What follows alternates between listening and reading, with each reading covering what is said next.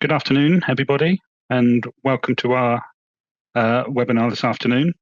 We're going to be taking a look here at nitrosamine analysis by GCTEA. So my name's Andrew. I'm the Managing Director here at Ellutia. What we'll do is we'll just give it another minute or so just to make sure that all the attendees are logged on. I will hand over and he will say his hellos, and then we can start the presentation. Thank you, and welcome to this webinar. We're here to discuss the analysis of volatile nitrosamines by GCTEA. The TEA is this detector here, the Ellutia 800 series thermal energy analyzer. I'll go into more detail on that later, but just so you know that's what it is when I start talking about the TEA. So, what we're going to discuss today is what are nitrosamines, how are they formed, where can they be found, the challenges that are faced with their day-to-day analysis, the screening method that we have for nitrosamines, nitrites, and nitrates, and then using the GCTEA to analyze volatile nitrosamines in different pharmaceutical products. Nitrosamines have been studied for many years, as a high number of them have been proven to be carcinogenic, often targeting specific organs. They can be classified as volatile or non-volatile. Certain nitrosamines are of more concern based upon the industry that you're working in. Pharmaceutical companies have been concerned with NDMA due to the ranitidine issue, but there are many more nitrosamines out there besides NDMA. A nitrosamine is basically an NO group attached to a nitrogen, which then has two carbon-based groups either side of it. Nitrosamines are formed when an amine, typically a secondary amine, reacts with a nitrating source. These reactions can be catalyzed under acidic conditions or reducing conditions or elevated temperatures. However, they can also form under standard storage conditions, which can lead to issues should an excipient contain a high concentration of a nitrite. As an analyst, you can prove that at the time of manufacture, there were no nitrosamines present.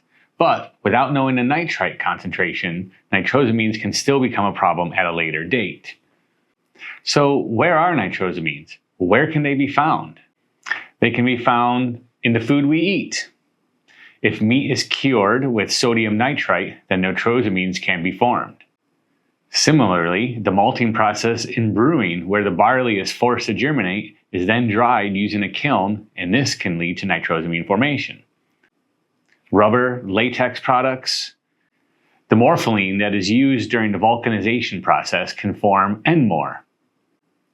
This can then leach from these products, and there is an EU regulation using a GCTEA to quantitate NMOR in baby pacifiers and other products. It can be found in pH-stabilized makeups. Triethanolamine, which is often used as a pH buffer, can form NDELA.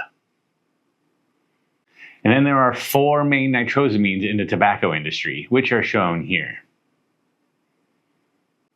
As I've already said, nitrosamines can be formed in pharmaceutical products. Generally, the API contains the amine, and then there are suitable concentrations of a nitrite or other nitrosating source in the excipients for a nitrosamine to be formed. But that's not exclusive. They can also be formed during the formulation process. Nitrosamines can also be present in the packaging or the inks used in the packaging. Nitrosamines were launched into the spotlight in 2019 when the FDA announced that NDMA had been found in a batch of ranitidine tablets.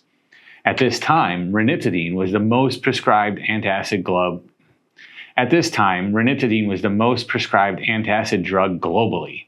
But now, because of NDMA, it has been removed completely from the global market. Volatile nitrosamines can also be detected in the atmosphere. In the carbon capture industry, amines are often used to trap the CO2 from the air. So the air is pumped through the amines. Air obviously contains nitrogen, NO, and NO2, and this leaves the possibility of the nitrosamine formation. Testing is required to ensure that no nitrosamines are released into the environment, either through the wastewater or through the exhaust stacks. Air sampling cartridges are available already, and they can be used to determine the personal exposure levels to nitrosamines in industries where the staff come into contact with nitrosamines on a daily basis. The challenges. The most important challenge is the sensitivity of the detector used. The LOD that specific detector can reach will determine the concentration steps required during sample prep. The TEA is a specific detector for the NO molecule. It's a molar detector for the NO molecule that is cleaved. Because of this, it doesn't suffer the same interferences that can plague MSMS methods.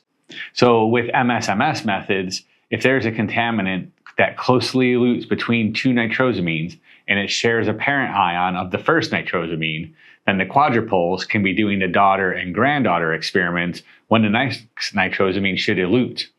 So you're at risk of having false negative results. The saying that time is money also applies here. The lower the sample throughput from the time taken to extract and analyze each sample increases the cost of the sample analysis. If you need a higher throughput, then the traditional method is to throw another instrument at it, throw another member of staff at it. If you have to use more consumables, such as SPE cartridges, the higher the cost. The more sample concentration steps, the higher the cost, and the more that you risk evaporative losses.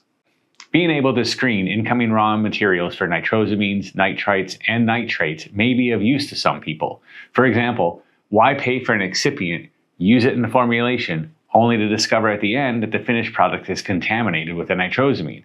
So you spent time and money buying the ingredient, formulating the product, putting it in the packaging, only to have to dispose of the contaminated tablets at the end. The sample preparation method used for the screening process, as well as the GCTEA analysis, is to crush the sample. This is only required if it's a solid tablet. This is just to increase the surface area to enable the extraction to be more efficient. We then add 5 mL of methanol, roll the sample to extract it, centrifuge it, then fill to the supernatant. It's a very simple sample prep. 2 mL of this filtered sample can then be placed in a 10 mL headspace vial with 4 mL of the reaction mixture. That is then placed on the sample tray for the ATNA analysis. ATNA stands for Apparent Total Nitrosamine Analyzer. And this can be used as a quick means to determine whether a finished product requires a more in-depth analysis or if it's okay to go. Alternatively, the system can be used to screen incoming excipients to ensure that the supplier of the excipient is not supplying contaminated excipients. And as I've already mentioned, why pay for an excipient if it's contaminated with a nitrite and may cause you problems in the future? If you can rapidly screen it, you can then reject it as part of the incoming QC process. The ATNA also will not give you false positives. If you're screening a finished formulated product, then as long as the results are below the legal threshold, it can be immediately released with no further testing. There's no risk of future formation as the presence of nitrites has been eliminated. The ATNA is most suitable as a screening tool if you expect your samples to come back negative, or at least below the legal thresholds.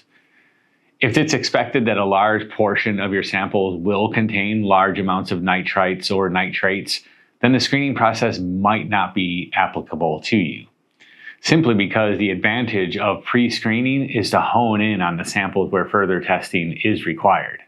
So if most of your samples are expected to be positive, there's no point in doing this extra screening step. So this here is an explanation of the chemical strip reaction for a nitrosamine. The nitrosamine reacts with the hydrobromic acid to release NO, the nitrosyl radical. The NO is then injected into the TEA for analysis. The TEA generates ozone, which reacts with the NO to form an excited state of NO2. When this NO2 relaxes, it releases a photon of light, and this is what is detected by the TEA. These are calibration curves that have been generated by the ATNA system for sodium nitrate, sodium nitrite, and NDMA. Now, as you notice, the sodium nitrate is a much higher concentration simply because the nitrate molecule is significantly more stable than the nitrite or nitrosamine. So our limit of detection is not as good. But then this also reflects that the reactivity of the nitrate is less. Therefore, the presence of the nitrate is less likely to form a nitrosamine. This is the GC connected to the pyrolyzer, which is then connected to the TEA. And we're using the PAL autosampler to perform the liquid injections, but can also be used to perform the chemical strip reaction for injecting directly into the TEA. Although we are showing it here with the Ellutia GC, the pyrolyzer was designed to be interfaced with all commercially available GCs that have a side mounting port for an MS transfer line. So any GC that can have a mass spec connected to it can also have the TEA connected to it.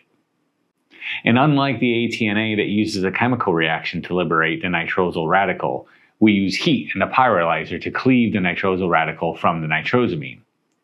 This then passes into the TEA, where it reacts with ozone, releases a photon of light, which is detected in the same manner as described earlier. This is a chromatogram of a standard factory acceptance test that is run on all systems. This is a 0.5 microliter injection of a 4 nanogram per mil standard, which results in a 20 picograms per component on column. Metformin is prescribed between 0.5 grams and 2 grams per day, and according to EU regulations, the acceptable limit for NDMA is 96 nanograms per day. So, if you are prescribed 2 grams of metformin per day, the total in those 2 grams is allowed to be 96 nanograms. So if we extract the 2 grams from the metformin tablets into 5 mils of methanol, the threshold will be 96 grams in 9 mils. Divide both sides by 1,000, that will be 96 picograms in 5 microliters. Divide by 10, 9.6 picograms in half a microliter. So this is 20 picograms per component injected. We would have to see peaks that are half this size. And here you can. These are 10 picograms per component injected. Okay, I'll just pause it here for a second so you can see NDMA is the first eluting of the nitrosamines here. And the signal to noise ratio of the smallest peak of the 10 picograms on column, the NMEA, that signal to noise ratio is still 5:1. Now we have the calibration curves for each of the 8 nitrosamines that we previously showed. As you can see, the linearity is very good. The slopes are also fairly similar, as are the points where it crosses at 0. This is some data for the analysis of some metformin tablets. 1 and 4 grams of metformin was extracted with 5 mils of methanol. Now, I have separated the chromatograms, the standard, from the samples, simply to make it easier on the eyes. So in these metformin tablets, NDMA is present. We do also see an increase in other peaks. Now, we know with GC-TEA analysis that some of the less stable nitrosamines can break down into GC inlet. And so that is what we believe we are seeing here. So even though we don't have standards for whatever nitrosamine was present to break down, we do know there is at least one other nitrosamine present. So here 1 gram of sartan was extracted with 5 mils methanol. Once again, NDMA present. Now ranitidine. Ranitidine is one of the nightmare ones. This is the one that brought nitrosamines to everybody's attention. As you can see, NDMA for sure. We also see another breakdown product. And then further nitrosamine breakdown products here as well. So just as an FYI, the black chromatogram was the 20 picogram standard. So everything is significantly greater than the 96 nanograms daily acceptable limit. Now, Ellutia has products that make it possible to rapidly screen excipients and formulated products for the presence of nitrites, nitrates, and nitrosamines. The GCTEA analysis is as sensitive as other hyphenated techniques that are significantly more expensive. But as a TEA is selective for the NO molecule, it doesn't suffer from the same background contamination issues that the other hyphenated techniques can suffer from. So if anybody has any questions, feel free to place them in the Q&A box, and we will take some time now to answer your questions. If you'd like to discuss the analytical techniques, or if you want more information, or you wish to discuss your particular analysis in private, please feel free to contact us on info@ellutia.com. There will also be a follow-up email with links that you can follow to book appointments with us. Thank you for your time. Okay, so we've got a few questions coming through here, so I will we'll try and get through as many as we can. The first one we've got was a question that says, so when you say nitrosamines are formed usually with a secondary amine, does it mean they will not form with primary amines? Not necessarily. The hydrogen attached to the nitrogen molecule in a secondary amine is just more reactive than in a primary amine. So it's more likely to occur, but not necessarily exclusively to occur. It will really depend on the conditions. The next question we've got is, do you require a closed environment, such as a fume hood, to prepare the samples to decrease any contamination? It's good laboratory practice to do any solvent work in a fume hood. However, in our lab, once the vials have been sealed for the sample prep, the roller is not in a hood. Similarly, with the ATNA system, all solvents are added in the fume hood. But then, once the vials have been kept in the headspace vials, then we've not had a problem with vials leaking, etc., etc. We have the ATNA mounted outside of the fume hood in our lab, and similarly, we have the GCTEA outside of the fume hood. But here it is just an injection vial, so it's just a needle piercing the septum. So the volume of solvent entering the atmosphere here is very low. So no, the whole system does not need to be installed in a fume hood. Okay, so next one is, we've got a few questions with this one, so I'll try and get through them. So one of the questions here is, what is the main difference between ATNA and LC-MS-MS? So ATNA is apparent total nitrosamine analysis.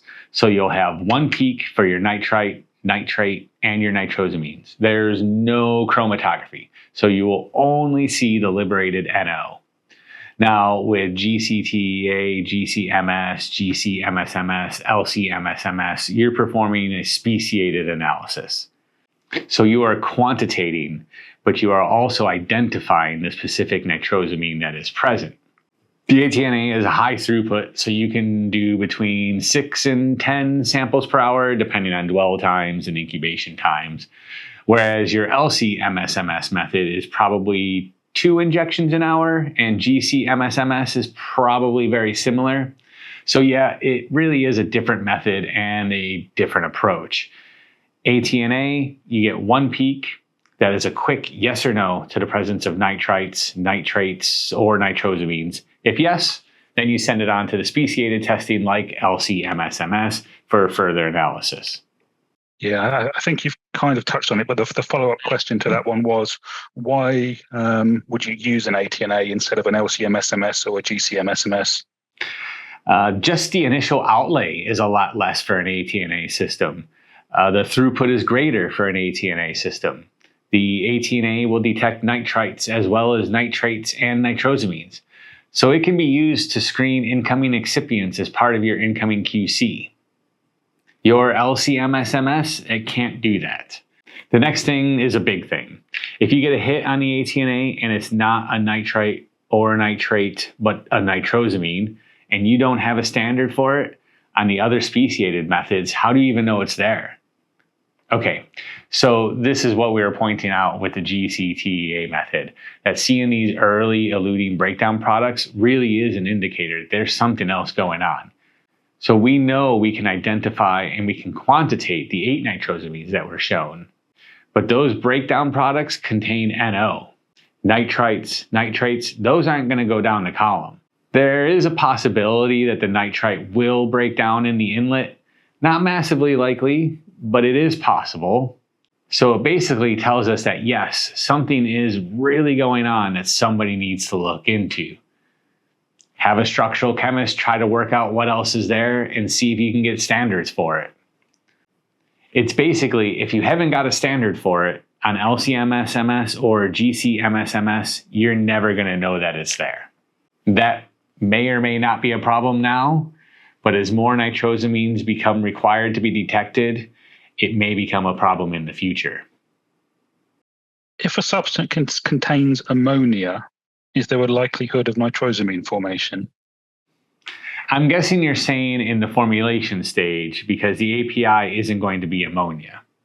Now, if you're saying that it is an NH2, then once again, it depends.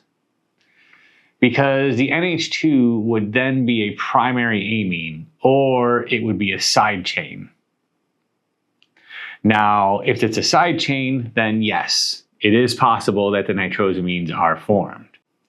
If it's a nitrogen group that is connected to an NH2, then 2 of the hydrogens need to fall off and get oxidized. Once again, I wouldn't rule it out. The next question we have here is there any case where high-res MS Orbitrap methods end up with interference during NDMA analysis? The FDA have noticed and noted that NDMA can be formed in the injection liner of GCs. So yes, if you've got a GC Orbitrap, yes, it is possible that NDMA is being formed in the inlet. Apart from that, to my knowledge, no. So yes to NDMA in the inlet, but that will affect any GC. But after that, you should be okay. So one of the other questions we had was, apart from the enlisted nitroso, we could see other peaks also in the chromatogram eluting before NDMA. What would those be? Any hint you've got to its identity? We know that one of the phenolic nitrosamines break down. We know that. So yes, it could be a phenolic-based nitrosamine.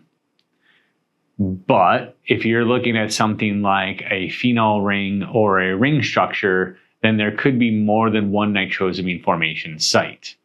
For example, metformin from memory has 3 secondary amines and also a primary amine. So if we're just looking at secondary amines, you can have 3 1-nitroso nitrosamines. You can have pairs of, so you can have 1,2, 1,3, or 2,3. So that's already 6 nitrosamines that could form in metformin. And then if you have all 3 that form just on the secondary amine, then that's 7 different nitrosamines that can be formed theoretically on the metformin molecule. So it is likely to be a very unstable nitrosamine, and it is likely to have more than one site where a nitrosamine can be formed. That's about as much as I can say. But I do know that phenolic nitrosamines do fall apart in the injection liner, and that's why their retention times are so early. They're either not being retained or only slightly retained because we do see some chromatography. So we're talking about very light, very volatile molecules with an NO group on them. Next one we've got is, what are the system suitability requirements for this analysis, such as percent RSD of retention time, area for replicate injections, etc.? That's a great question. It will fit into your normal system suitability performances. Now, we typically inject NDMA and NDPA as part of our factory acceptance tests. And yes, we're seeing very, very similar retention times, very similar area responses. We typically do manual injections. There's no reason for an auto sampler.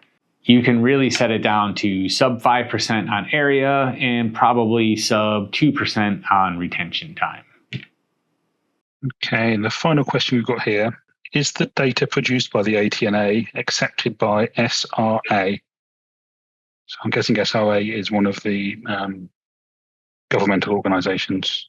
So the ATMA is a new technique that has just been released to market this year. But yes, a pharmaceutical company is working with the FDA in the States to have their methods accredited by the FDA. So the FDA approval is already ongoing and underway. I think one thing I can just add to that from the conversations that I've had with them is certainly from the FDA's perspective, they require, for reporting levels, there's a requirement for specificity, if that's the right word, of the compounds that you are reporting. So the ATNA, because it's a screening tool, wouldn't be suitable for reporting a level of NDMA or something like that.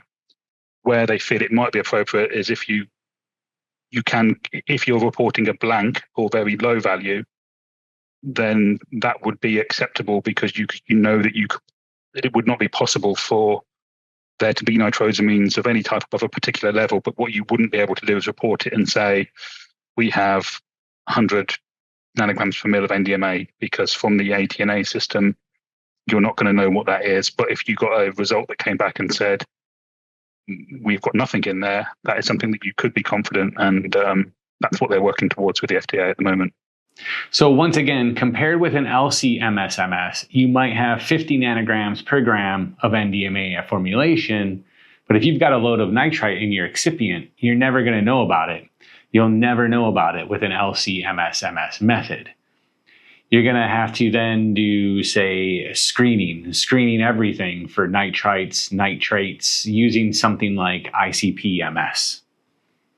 Yeah, thank you for your time, everyone, and all the questions. It's always nice to get a load of questions at the end, as it shows that it must have been engaging enough to keep you all awake. So, as we mentioned right at the start, if you have any further questions, you can drop us an email to info@ellutia.com, or if you look down in resources, there's a link down there that you can use to book a meeting where we can have a chat one-to-one. If you really want to dive into how this might work for you. We'll follow this up with everybody with an email just to give you a copy of the presentation as well, following on from this. But once again, thank you for attending, and we'll hope to see you at a future webinar in the not too distant future. Bye-bye.